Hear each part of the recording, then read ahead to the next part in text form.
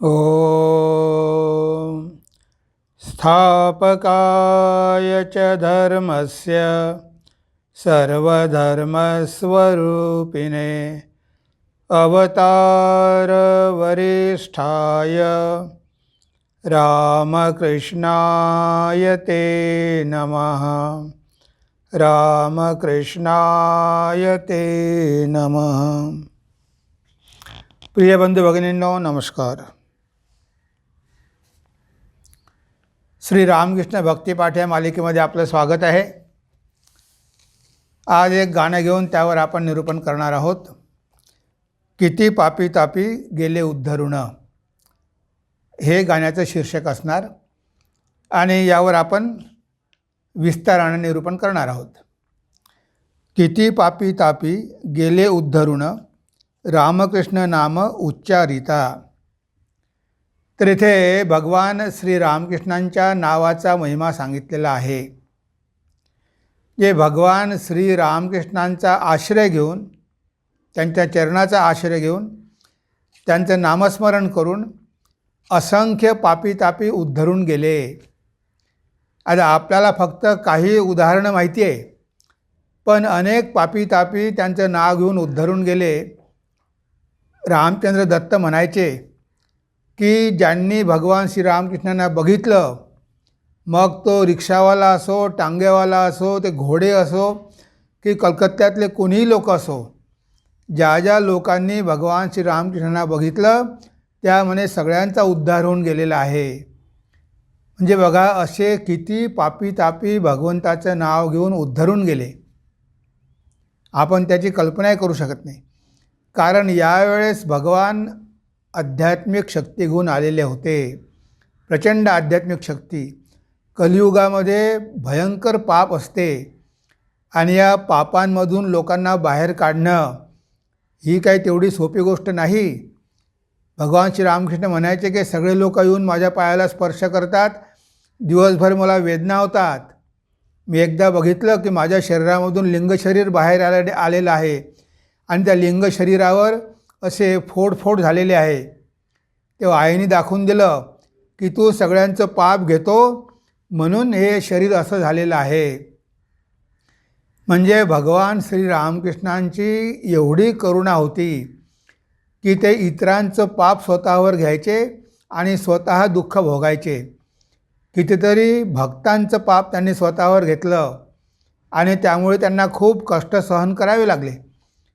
पण भक्तांच्या उद्धारासाठी, त्यांच्या करुणेमुळे भगवंताने ते त्यांचं पाप स्वीकारलं। आपल्याला माहिती आहे, मथुरबाबूची पत्नी आजारी होती, तिची जगण्याची काहीच आशा नव्हती, पण भगवान श्रीरामकृष्णाने जगदंबेचं दुःख स्वतःवर घेतलं।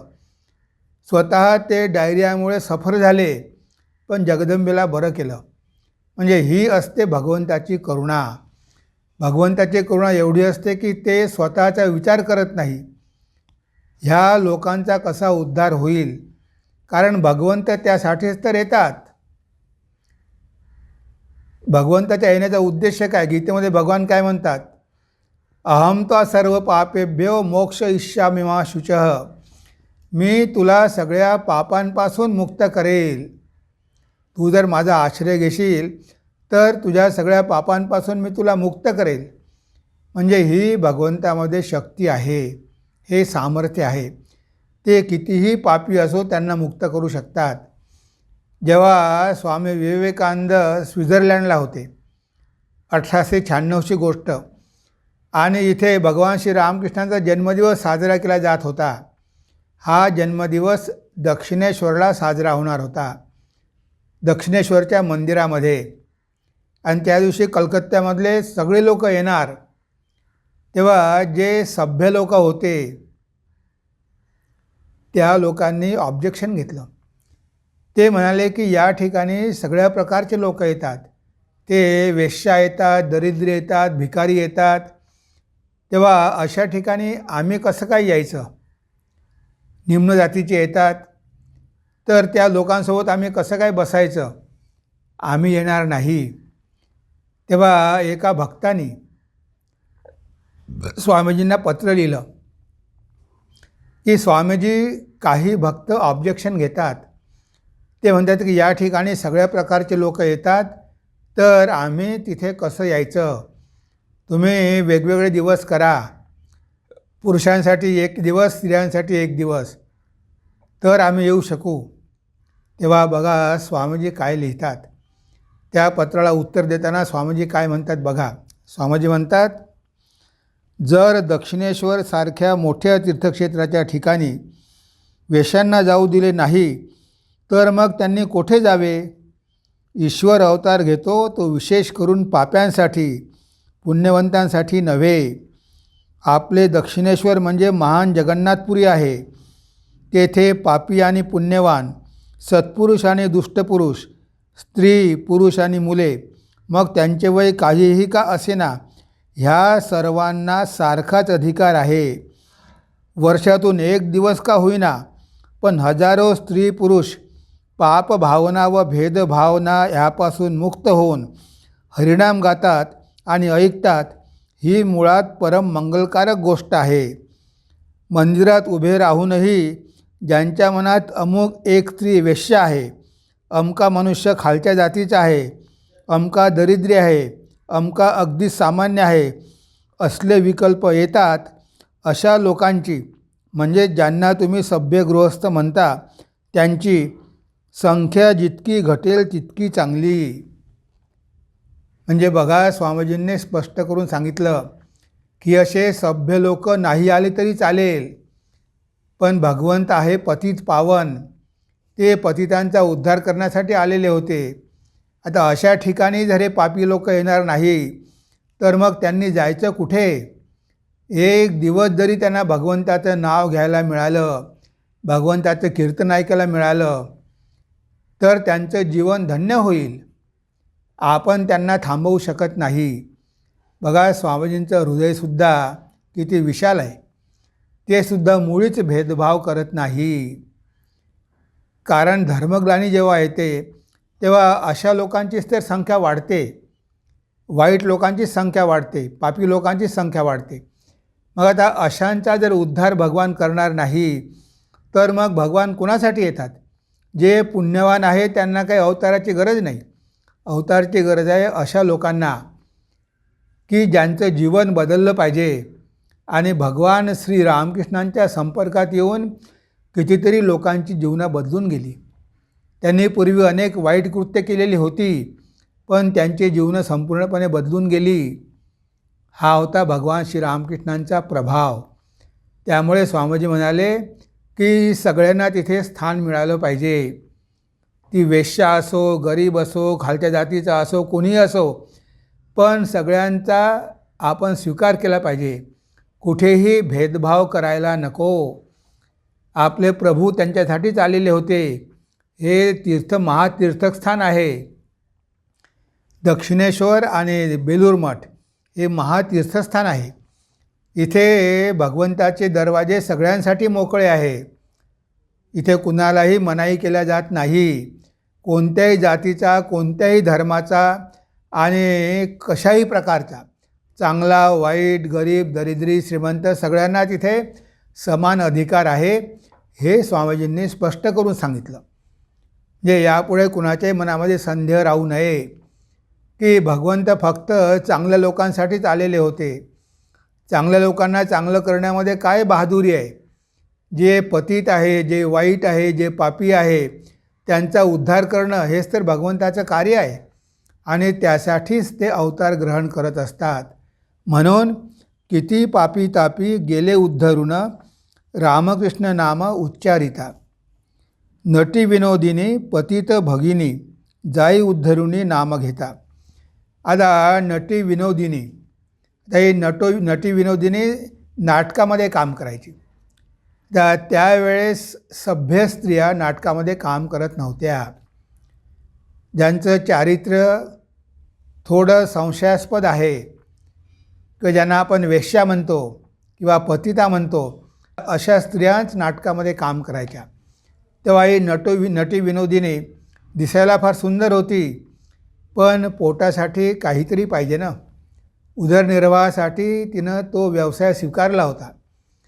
पण गिरीश बाबूंनी तिला आपल्या नाटकामध्ये घेतलं. अशा सगळ्या पतित स्त्रियांना त्यांनी आपल्या नाटकामध्ये घेऊन त्यांना एक संधी उपलब्ध करून दिली, जीवन जगण्याची संधी उपलब्ध करून दिली. तेव्हा ही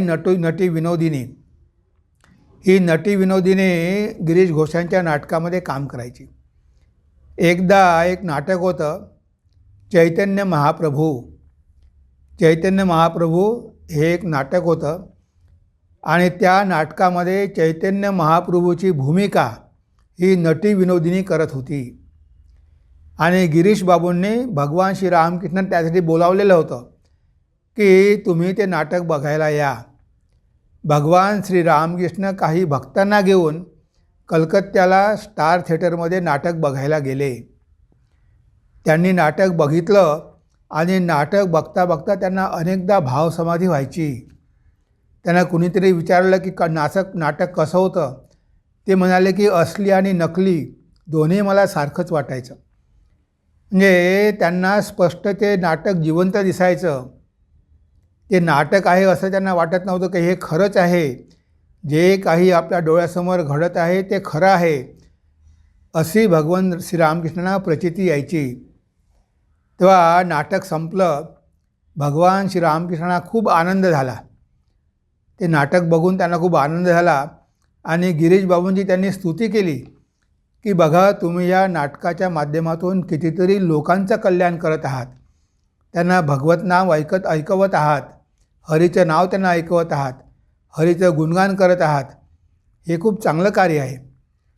आणि नंतर भगवान श्री रामकृष्णांना गिरीश बाबू ड्रेसिंग रूममध्ये घेऊन गेले.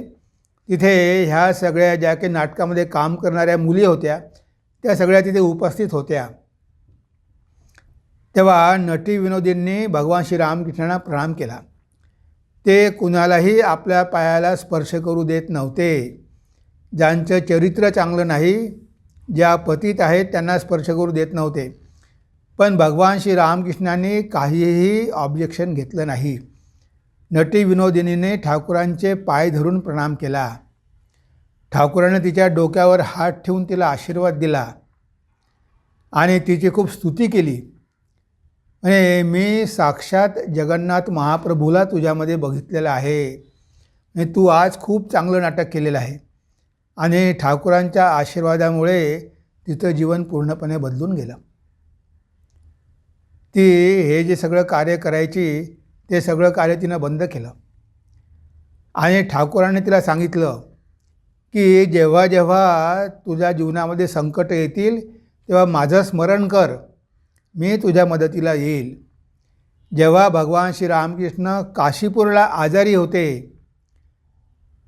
तेव्हा नटी विनोदिनी ठाकूरांना भेटायला गेली होती. त्यावेळेस जाण्याची परवानगी नव्हती, तरी पण नटी विनोदिनीने मॅनेज केलं आणि एका पुरुषाच्या वेशामध्ये एका पुरुषाचा वेश करून ते तिथे गेली आणि ठाकूरांचं दर्शन घेतलं. हे तिची केवढी निष्ठा. आणि ती म्हणायची की जेव्हा जेव्हा माझ्या जीवनामध्ये संकट येतात मी डोळे बंद करून त्यांचं ध्यान करते आणि मला माझ्या हृदयामध्ये भगवान श्रीरामकृष्ण दिसतात आणि माझं मन शांत होते, माझ्या सगळ्या समस्या दूर होतात. म्हणजे अशा प्रकारची पतिता नटी विनोदिनी, तिच्यावरसुद्धा भगवान श्री रामकृष्णांनी कृपा केली. हे एक उदाहरण लिहिलेलं आहे म्हणून आपल्याला माहिती आहे. असे या कितीतरी घटना असतील की ज्याचा कुठेही पुस्तकामध्ये उल्लेख नाही, पण या घटनेवरून आपल्याला कळतं की त्यांनी अशा पतितांचा द्वेष केला नाही, तर त्यांना आपल्या चरणाचे आश्रय देऊन त्यांचा उद्धार केला. म्हणून नटी विनोदिनी पतित भगिनी जाई उद्धरुनी नाम घेता, म्हणजे भगवंताचं नाव घेऊन तिचा उद्धार झाला. भगवंताने तिच्यावर विशेष कृपा केली. भगवंतामध्ये आणि साधारण मनुष्यामध्ये काय फरक आहे? एखाद्यामध्ये 99 गोष्टी वाईट आहे पण एक गोष्ट चांगली आहे, तर भगवंत ती एकच चांगली गोष्ट बघतात आणि त्याचा उद्धार करतात. हे आहे भगवंताचं वैशिष्ट्य. पण साधारण मनुष्य, एखाद्यामध्ये 99% चांगल्या गोष्टी असतील पण एक जरी वाईट गोष्ट असेल तर मनुष्य त्याच्या 99 चांगल्या गोष्टी बघत नाही, ती एकच वाईट गोष्ट बघतो आणि त्याची निंदा करतो. म्हणजे हा फरक आहे साधारण मनुष्य आणि भगवंतामध्ये. तेव्हा ती भगवंताच्या नावाचा प्रचार करायची, जरी ती पतिता होती, वेश्या होती, पण भगवंताची भूमिका करत होती. त्या भूमिकेद्वारे ती लोकांना मदत करत होती. हा एक गुण भगवान श्रीरामकृष्ण तिच्यामध्ये बघितला आणि तिचा उद्धार केला. म्हणजे असा होता भगवान श्रीरामकृष्णांचा स्वभाव, असं होतं त्यांचं हृदय. गिरीश घोष नामे होता महापापी, रामकृष्ण घेती भार त्याचा. आता गिरीश घोषाचं उदाहरण आपल्या सगळ्यांना माहिती आहे. महापापी असं कोणतंही पाप नाही की जे गिरीश घोषांनी केलेलं नसेल. ते म्हणायचे श्रीरामकृष्णांना की तुमचं पतित पावन नाम सिद्ध करण्यासाठीच मी आलेलो आहे. तुम्ही जर माझा उद्धार केला नसता तर तुम्हाला कोणी पतित पावन म्हटलं नसतं. म्हणजे एवढी पापं केली आणि मी एवढी पापं केली की जरी ह्या बाटल्यांचा डोंगर जरी उभा केला त्यापेक्षाही माझी पापं जास्त आहे. इतकी दारू प्यायचे, व्यभिचार करायचे आणि काय काय करायचे. भगवान श्रीरामकृष्णांना शिवा द्यायचे, त्यांचा अपमान करायचे. जे असे होते गिरीश बाबू. कारण प्याल्यानंतर त्यांना काही होश राहत नव्हता आणि तरीसुद्धा ते भगवान श्रीरामकृष्णांकडे आले. पहिल्यांदा त्यांचा विश्वास बसला नाही. त्यांना वाटलं की हे काहीतरी ढोंगी साधू असणार. पण हळूहळू भगवान श्रीरामकृष्णाने स्वतःच्या प्रेमाने त्यांना जिंकून घेतलं. त्यांच्या घरचे लोकसुद्धा त्यांच्यावर प्रेम करत नव्हते. एवढं प्रेम भगवान श्रीरामकृष्ण त्यांच्यावर करायचे. म्हणजे त्यांनी दारू प्यायला मनाई केली नाही. एकदा ते आलेले होते, त्यांची दारूची बॉटल टांग्यामध्ये राहून गेली होती. तेव्हा भगवान श्रीरामकृष्णाने एका सेवकाला पाठवलं. तर गिरीशची बॉटल त्या टांग्यामध्ये आहे, घेऊन ये. तो जाऊन त्या टांग्यामधून बॉटल घेऊन आला. म्हणजे भगवंताने त्यांना दारू सोडायला सांगितली नाही. फक्त एवढंच सांगितलं की जेव्हा केव्हा तुम्ही दारू प्याल तर पहिले आईला नैवेद्य दाखवा, भवतारिणीला नैवेद्य दाखवा आणि नंतर मग तुम्ही प्या, प्रसाद म्हणून प्या. ही होती भगवान श्रीरामकृष्णांची पद्धत. ती कुणालाही वाईट गोष्ट सोडायला सांगत नव्हते. त्यांच्यावर प्रेम करायचे, प्रेम करून त्यांचं हृदय जिंकून घ्यायचे. गिरीश भाऊ म्हणायचे की अशा अवस्थेमध्ये माझ्या घरचे लोकसुद्धा मला घरातून काढून देतात, पण इथे भगवान श्रीरामकृष्ण माझं स्वागत करतात. मला त्यांनी आपल्या प्रेमानं जिंकून घेतलेलं आहे. आणि जेव्हा मग गिरीश बाबू पहिल्यांदा मातेला ऑफर करायचे तेव्हा त्यांना हळूहळू लाज वाटायला लागली की हे मी काय करतो आहे, मी आईला काय देतो आहे, हे योग्य आहे का. हळूहळू त्यांची दारू आपोआप सुटली. त्यांना जबरदस्तीनं दारू सोडावी लागली नाही. त्यांचा व्यभिचार आपोआप सुटला, कारण भगवान श्रीरामकृष्ण त्यांच्या पाठीशी होते.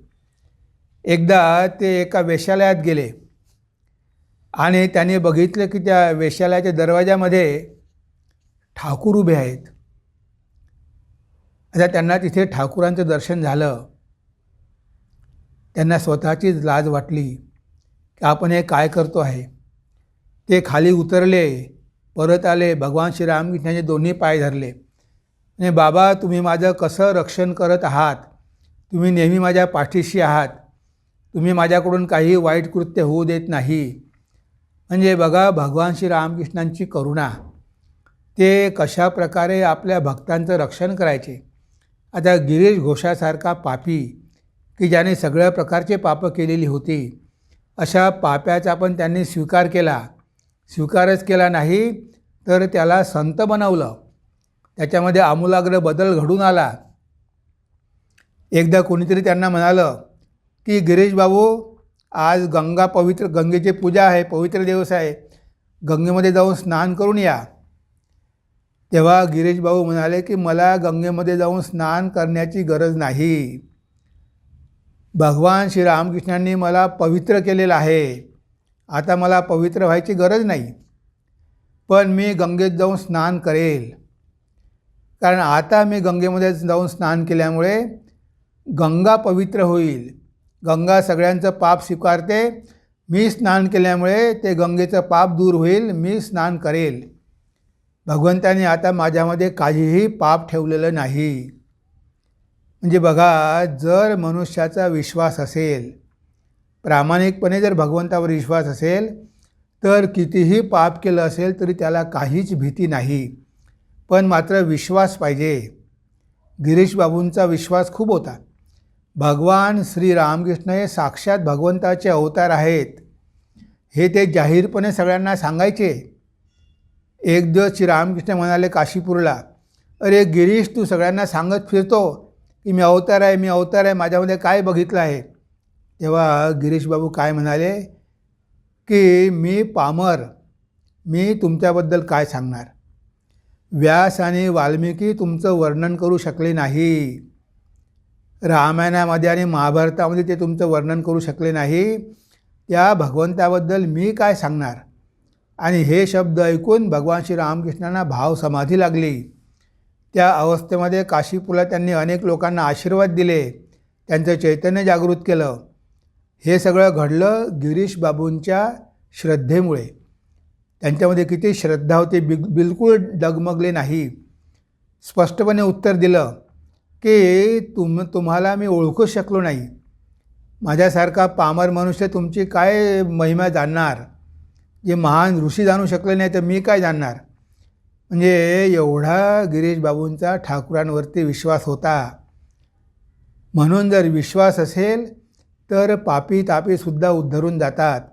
आपण बघितलं आहे की नटी विनोदिनी फक्त तिनं भगवान चैतन्य महाप्रभूचा रोल केला आणि ठाकुराने तिचा उद्धार केला.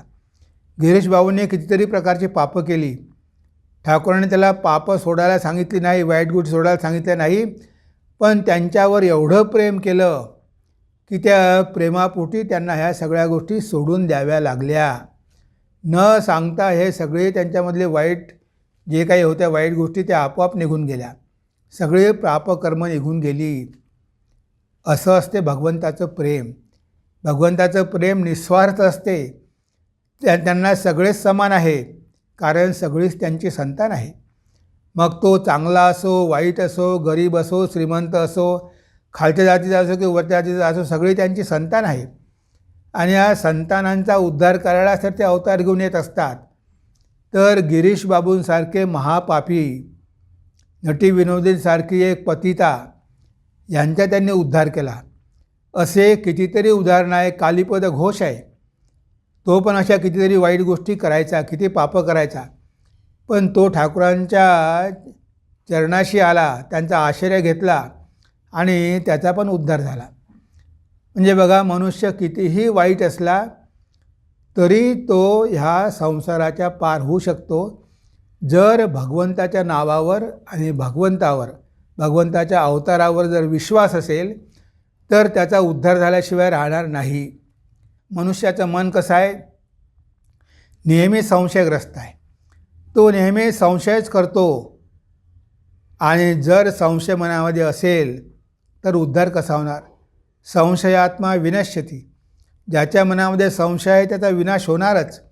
श्रद्धावान लभते ज्ञानम. ज्याच्यामध्ये श्रद्धा आहे त्याला ज्ञान प्राप्त होते. आणि जो नेहमी संशय करतो, डाऊट करतो, त्याचा विनाश झाल्याशिवाय राहत नाही. तेव्हा इथे आपल्याला भगवान श्री रामकृष्णांच्या जीवनात असे कितीतरी उदाहरणं बघायला मिळतात. त्यांनी कोणता चमत्कार केला नसेल, त्यांनी एखाद्या राक्षसाला मारलं नसेल, पण त्यांची आध्यात्मिकता बघून लोकांचं जीवन परिवर्तन करण्यामध्ये त्यांचं जे योगदान होतं, कितीतरी भक्तांना, ते नास्तिक होते पण त्यांनी परिवर्तित केलं. केशवचंद्र ते मूर्तिपूजा मानत नव्हते, पण ठाकुरांकडे आल्यावर मूर्तिपूजा मानू लागले.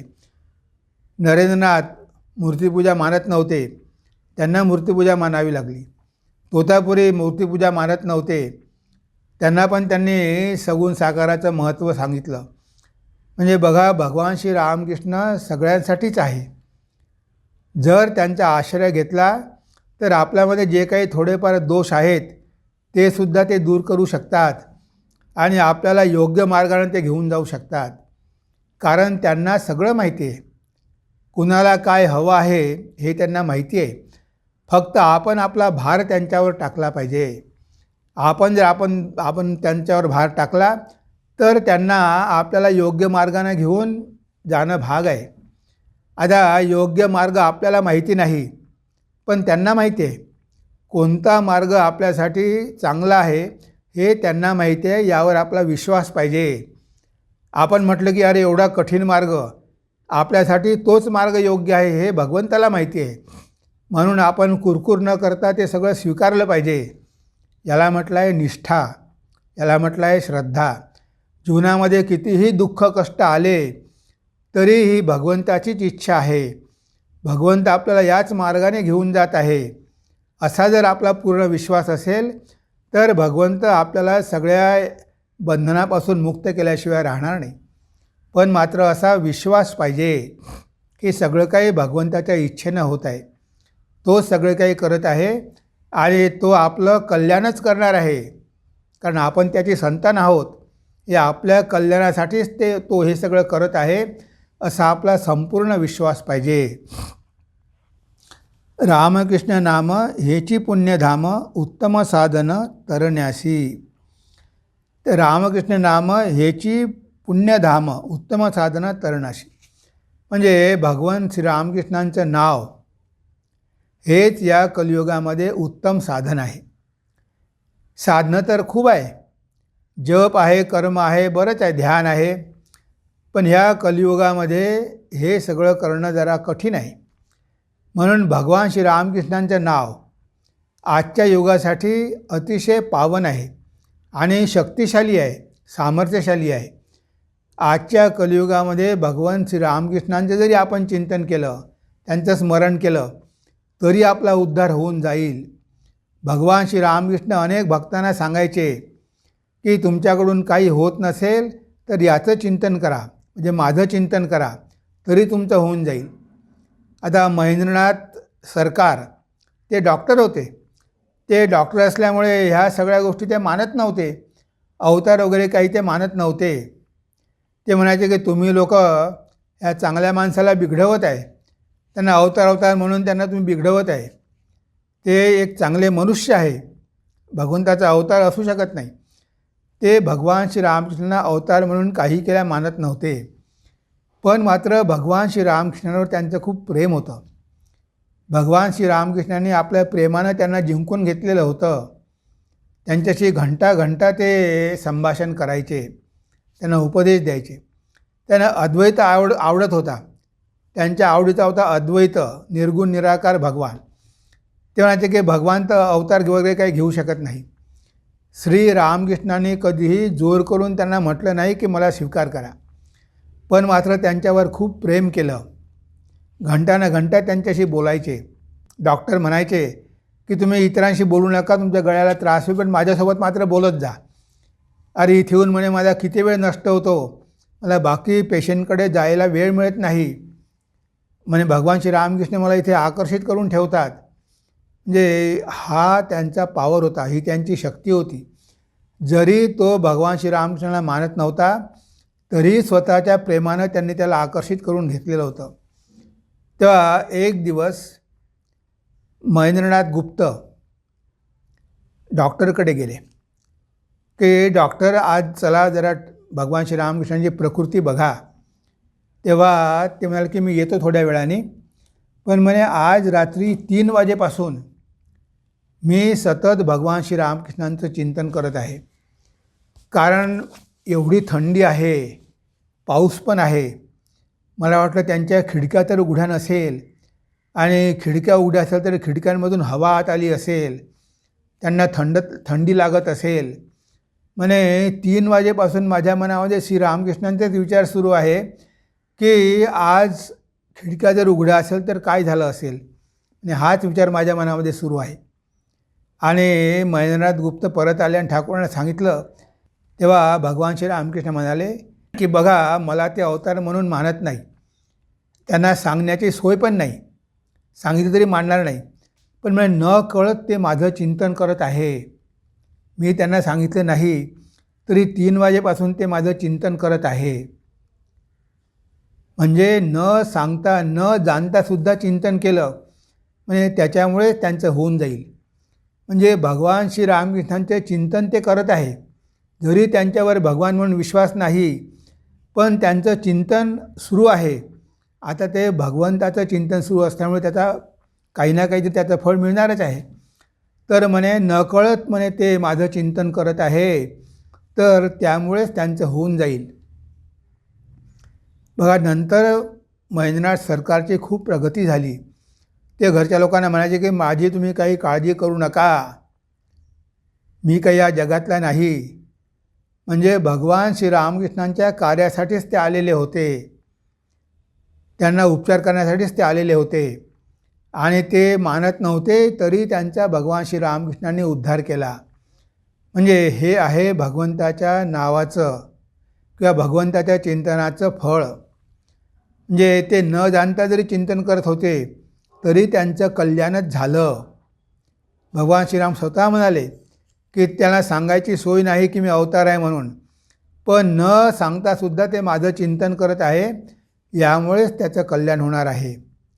म्हणजे तुम्ही कशाही प्रकारे भगवंताचं चिंतन करा, कोणत्याही भावानं करा, तरी तुमचं कल्याणच होणार आहे. हेच एक भगवंताचं वैशिष्ट्य आहे. रामकृष्ण नाम जपा नियमित प्रकटेल भगवंत हृदयात. पण हे जे भगवंताचं नाम आहे, आपल्याला गुरुकडून अमूल्य रत्न मिळालेलं आहे. पायोजी मैने राम रत्न धन पायो. म्हणजे मी हे राम रत्न धन पाहिलेलं आहे, माझ्या गुरुने कृपा करून मला ते दिलेलं आहे. तेव्हा आता आपल्याला हे राम रत्न धन मिळालेलं आहे, भगवंताचं नाव आपल्याला मिळालेलं आहे. पण त्याचं महत्त्व न कळल्यामुळे आपण त्याचा जप करत नाही. आपल्याला दीक्षा तर मिळते, आपलं भाग्य चांगलं आहे की आपल्याला गुरुकडून दीक्षा मिळाली. आता भगवान श्री रामकृष्णांचं नाव आपल्याला गुरुच्या माध्यमातून मिळालेलं आहे. आता आपण जर काहीच केलं नाही तर प्रगती कशी होईल? म्हणून नित्य नियमित आपण जप केला पाहिजे. साधकाने तेवढं तरी करायला पाहिजे. आता ह्या लोकांचा विश्वास खूप होता, आपला तेवढा विश्वास नाही. मग आपला विश्वास वाढेल कसा? भगवंताचं नाव घेता घेता घेता घेता आपला विश्वास वाढेल. आपल्याला काहीतरी ग्लिम्स मिळेल, आपल्याला भगवान श्री रामकृष्णांचा महिमा कळेल. महिमा तव गोचर शुद्ध मने. भगवंताचा महिमा शुद्ध मनालाच गोचर आहे. जेवढं जेवढं आपलं मन पवित्र होईल तेवढं तेवढं आपल्याला भगवंताचं अस्तित्व आणि भगवंताचा महिमा कळायला लागेल. म्हणून इथे म्हटलं आहे की भगवान श्री रामकृष्णांचं नाव तुम्हाला मिळालेलं आहे. आता नियमितपणे त्याचा जप करा. दिवसातून कमीत कमी 2 वेळा तरी करा. ठरलेल्या वेळी कराच. जे तुम्ही जे ठरवलं आहे की आपण 1000 वेळा किंवा 2000 वेळा जप करायचा, तेवढा आपण नियमित केलाच पाहिजे. कारण आध्यात्मिक साधना केल्याशिवाय आपली प्रगती होणार नाही. आणि भगवंताच्या नावामध्ये ती शक्ती आहे, पण ती शक्ती आपोआप तर प्रगट होणार नाही. ती शक्ती आपल्याला प्रगट करायची आहे. भगवंताचं नाव घेता घेता घेता घेता मनातले विकार कमी होईल, मन पवित्र होईल आणि तेव्हा ती आपल्यामधली आत्मशक्ती जागृत होईल. शक्ती आपल्या सगळ्यामध्येच आहे, पण ती सुप्त अवस्थेमध्ये आहे. आणि भगवंताच्या नावामध्ये ते सामर्थ्य आहे की तुमच्यामधली सुप्त शक्ती ते भगवंताचं नाव जागृत करू शकते. तुमची कुंडलिनी शक्ती जागृत करू शकते, तुम्हाला वेगवेगळे अनुभव देऊ शकतात. हा भगवंताच्या नावाचा महिमा आहे. म्हणून नियमितपणे आपण साधना करणं अतिशय आवश्यक आहे. जर मंत्र मिळाला असेल, आपलं भाग्य चांगलं असेल, तर आपल्यावर नक्कीच गुरुची आपल्यावर कृपा आहे. आता गुरुची कृपा आहे, भगवंताची कृपा आहे, पण आपल्या मनाची कृपा नसेल तर काय होणार आहे? तेव्हा आपण ठरवलं पाहिजे की काहीही झालं तरी मी माझी साधना सोडणार नाही. आपण काही ना काही कारण सांगून साधना अवॉइड करण्याचा प्रयत्न करतो. आता आपल्याला जेवायला वेळ मिळते, झोपायला वेळ मिळते, सगळ्या गोष्टीसाठी वेळ मिळते, पण जेव्हा साधना करायची असते तेव्हा मात्र आपण काहीतरी कारण सांगून साधना टाळण्याचा प्रयत्न करतो. असं कधीच करू नये. साधनेला जीवनामध्ये प्रायोरिटी दिली पाहिजे, प्राधान्य दिलं पाहिजे. बाकी गोष्टीपेक्षा साधना महत्त्वाची आहे. कारण साधनेचं फळ कायम टिकून राहणार आहे. बाकी सगळं तुम्ही एवढी मेहनत करून कमावता, पण ते सगळंच्या सगळं नश्वर आहे. ते इथेच राहणार आहे, तुमच्यासोबत काहीही जाणार नाही. पण जी काही साधना तुम्ही करता, जे काही भगवंताचं नामस्मरण करता, जी काही सेवा करता, जे काही ध्यान करता, ह्या सगळ्या गोष्टी तुमच्या मनाला पवित्र करतं. आणि मन शेवटी तुमच्यासोबतच जाणार आहे. सगळ्या गोष्टी इथेच राहील, पण मन जाईल. आणि पवित्र मन घेऊन जर तुम्ही शरीर सोडलं तर पुढे तुम्ही नक्कीच प्रगती करत राहाल. तुमचं मन अजून जास्त पवित्र होईल आणि एक दिवस ते जीवनाचं ध्येय प्राप्त होईल. म्हणून इथे साधनेकडे दुर्लक्ष करू नये. रामकृष्ण नाम जपा नियमित, प्रगटेल भगवंत हृदयात. आपल्या हृदयामध्येच भगवंत आहे. मोके कहा ढूंढो प्यारे, मैं तो तेरे पास हो. अगदी आपल्या हृदयात तो आहे, त्याला कुठे शोधणार. हे शरीरच आपलं देवालय आहे, देहो देवालय. या देहाच्या मंदिरामध्ये ते चैतन्य रूपाने विराजमान आहे. हृदय कमलामध्ये राजितम निर्विकल्पम, सदसद अखिल तिताजित एकच स्वरूपम, प्रकृती विकृती शून्यम नित्यमानंदमूर्तीम, विमल परमहंसम रामकृष्णम भजामह. तेव्हा ते भगवान श्री रामकृष्ण कुठे आहे? हृदय कमलमध्ये राजितम निर्विकल्पम, सदसदखिल भेदातीत एकच स्वरूपम. त्यांच्यामध्ये काही भेद नाही, एकच स्वरूप आहे. आणि ते कुठे आहे? हृदयामध्ये आहे. आता ते प्रकृती विकृती शून्यम आणि आनंदमूर्ती आहे. आता ती आनंदमूर्ती आपल्या हृदयामध्ये आहे. साक्षात भगवंत आपल्या हृदयामध्ये आहे. सगळ्या संतांनी भगवंताला हृदयामध्ये बघितलं. जनाबाई म्हणते, धरिला पंढरीचा चोर, गळा बांधून या दोर, हृदय बंदीखाना केला, आत विठ्ठल कोंडियेला. म्हणजे माझ्या हृदयामध्ये मी विठ्ठलाला कोंडलेला आहे. तो आपल्या सगळ्यांच्या हृदयामध्ये आहे. जनाबाईला दिसला कारण जनाबाईची भक्ती होती. तो आपल्या हृदयामध्ये पण आहे. जर आपण सतत त्याच्या नामाचं स्मरण केलं, त्याच्या गुणाचं चिंतन केलं, तर तो आपल्या हृदयामध्येच प्रगट होईल. गीतेमध्ये सुद्धा भगवंत म्हणतात, अहम आत्मा गुडाकेश सर्वभूतेश अवस्थित, हृदयेषु तिष्ठती. मी सगळ्यांच्या हृदयामध्ये राहतो. सगळ्यांच्या हृदयामध्ये माझं स्थान आहे. सगळ्या भूतांमध्ये तो आहे. आणि तो कुठे आहे? हृदयेषु तिष्ठती. आपल्या हृदयामध्येच तो विराजमान आहे. तेव्हा पहिले आपल्याला भगवंताला आपल्या हृदयामध्ये बघायचं आहे. जेव्हा त्याला आपण आपल्या हृदयामध्ये बघतो, तेव्हा त्याला आपण सगळ्यांच्या हृदयामध्ये बघतो. कारण सगळ्यामध्ये तो एकच आहे, तिथे काही भेद नाही. पण आपल्या हृदयामध्ये भगवंताला बघण्यासाठी आपलं मन एकाग्र झालं पाहिजे, आपलं मन पवित्र झालं पाहिजे. ध्यानाद्वारे आपण ज्योतिर्मय स्वरूप बघू शकतो. तो कसा आहे? आनंद स्वरूप आहे, ज्योतिर्मय आहे आणि तो अमर आहे. त्या ज्योतीला मृत्यू नाही. प्रकाश स्वरूप आहे, आत्मप्रकाश. सगळ्या काही गोष्टी आपल्यामध्येच आहे. कारण भगवंत आपल्यामध्ये आहे. सर्व शक्तिमान भगवंत आपल्या हृदयामध्ये बसलेला आहे. मग आपल्याला कशाची कमतरता आहे? फक्त आपल्याला त्याची जाणीव नाही. ह्या सगळ्या साधना कशासाठी करायच्या? तर ती शक्ती प्रगट करण्यासाठी, की आपल्याला त्याची जाणीव होईल की भगवंत आपल्यामध्येच आहे. आपल्याला बाहेर कुठेही शोधायची गरज नाही. किंगडवा फेवनीज विदिन मी, तो भगवंत माझ्या हृदयामध्ये आहे. जीसस ख्राइस्ट म्हणायचे की तुमच्यामध्येच तो भगवंत आहे. स्वर्ग काही कुठे बाहेर नाही, तुमच्या हृदयामध्येच स्वर्ग आहे. तिथे भगवंत विराजमान आहे. त्यांना शोधा. पण त्यांना शोधण्यासाठी साधना करावी लागते. साधना केल्याशिवाय भगवंत आपल्याला दिसू शकत नाही. म्हणून आपण नेहमीच साधना केली पाहिजे. रामकृष्ण नाम जपा नियमित, प्रगटेल भगवंत हृदयात. रामकृष्ण नाम श्रीकांतचे प्रेमधन, सर्व समर्पण देवा ठाई. तर रामकृष्ण नाम श्रीकांतचे प्रेमधन. म्हणजे भगवंताचं नाव काय आहे? हे प्रेम धन आहे. धन तर आपल्याला माहिती आहे, पण बाकीचं जे धन आहे त्या धनाला काहीच अर्थ नाही. कारण बाकीचं धन सगळं नश्वर आहे. तुम्ही या जगामध्ये कितीही धन कमवा, पण ते सगळं नश्वर आहे. पण भगवंताचं नाव कसं आहे? ते प्रेमधन आहे. ते प्रेमाचं धन आहे. भगवंताच्या भक्तीचं धन आहे. ते कधीही नष्ट होत नाही. भगवान श्री रामकृष्ण म्हणायचे की तुम्ही एखाद्या झाडाचं बीज जर घराच्या खिडकीमध्ये ठेवून दिलं तर म्हणे ते बीज तिथे राहील. काही काळानं ते घर पडेल आणि ते घर पडल्यानंतर ते बीज मातीमध्ये पडेल आणि त्या बीजामधून वृक्ष निर्माण होईल. तशा प्रकारे भगवंताचं नाव तुमच्या हृदयामध्ये पडून राहिलं तर ते कधी नष्ट होणार नाही.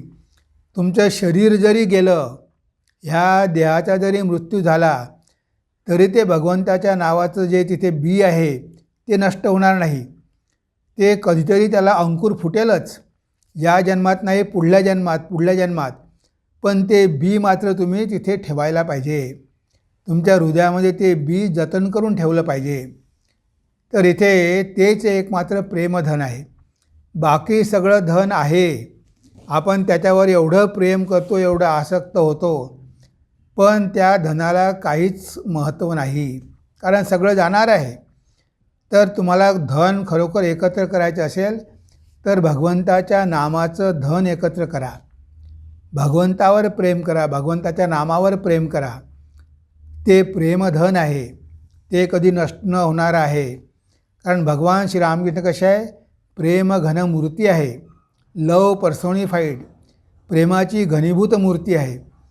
तर त्यांचं प्रेम आपल्याला या जीवनामध्ये कसं प्राप्त होईल? कारण त्यांच्यावर प्रेम प्राप्त होणं हेच आपलं खरं धन आहे.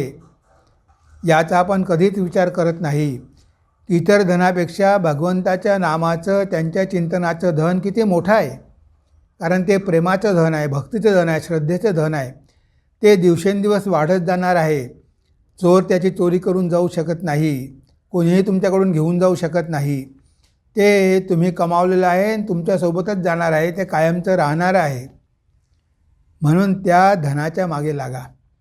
बाकीच्या धनाच्या मागे धावण्यापेक्षा प्रेमधनाच्या मागे धावा आणि सर्व समर्पण देवा ठाई आणि भगवंताला आपलं मानून त्याच्या ठाई सर्व समर्पण करा. तन मन धन सगळं भगवंताच्या चरणी समर्पण करा. कारण तोच एकमात्र सत्य आहे. त्याच्या चरणी जे काही आपण समर्पण करू ते वाढत जाते, ते कमी होत नाही, नष्ट होत नाही. म्हणून तुमच्या शरीराद्वारे जे काही करता येईल ते भगवंताचं कार्य करा. मनाद्वारे भगवंताचं चिंतन करा. तुमच्याकडे जर काही असेल तर त्याचा गरिबांसाठी उपयोग करा, भगवंताच्या सेवेसाठी उपयोग करा, साधू संतांसाठी उपयोग करा. म्हणजे तन मन धनाने भगवंताची सेवा करा. तेच आपल्या जीवनाचा उद्देश आहे आणि त्यामुळे आपलं कल्याण झाल्याशिवाय राहणार नाही. तेव्हा ही कविता आपण एकदा वाचून घेऊया. किती पापी तापी गेले उद्धरून रामकृष्ण नाम उच्चारिता. नटी विनोदिनी पतित भगिनी जाई उद्धरुणी नाम घेता. गिरीश घोष नामे होता महापापी रामकृष्ण घेती भार त्याचा. रामकृष्ण नाम हेची पुण्यधाम उत्तम साधन तरण्यासी. रामकृष्ण नाम जपा नियमित प्रगटेल भगवंत हृदयात. रामकृष्ण नाम श्रीकांतचे प्रेमधन सर्व समर्पण देवा ठाई. तर हे गाणं आपण ऐकूया. हे गाणं आपण रेकॉर्ड केलेलं आहे. तर हे गाणं ऐकू आणि त्यानंतर आपल्या आजच्या चिंतनाला आपण विराम देऊ.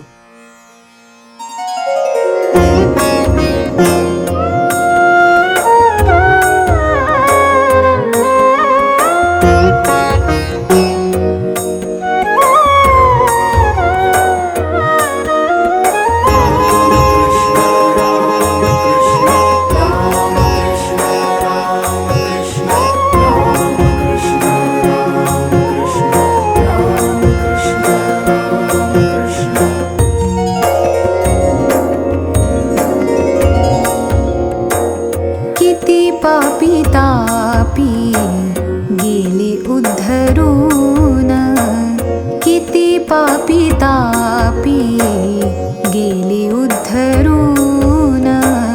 रामकृष्ण नाम, रामकृष्ण नाम, रामकृष्ण नाम उच्चारिता, किती पापी तापी गेली उद्धरून.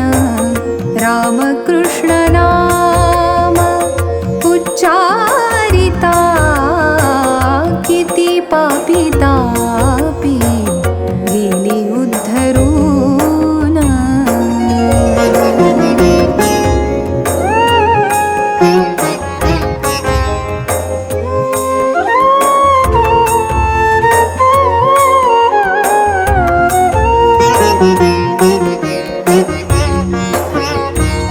नटी विनोदिनी पतित भगिनी, नटी विनोदिनी पतित भगिनी जाई उद्धरूनी नाम घेता, जाई उद्धरूनी नाम घेता. गिरीश घोष नामे होता महापापी, गिरीश घोष नामे होता महापापी. रामकृष्ण घेती भार त्याचा, रामकृष्ण घेती भार त्याचा, भार त्याचा. किती पापी तापी गेली उद्धरून, किती पापी तापी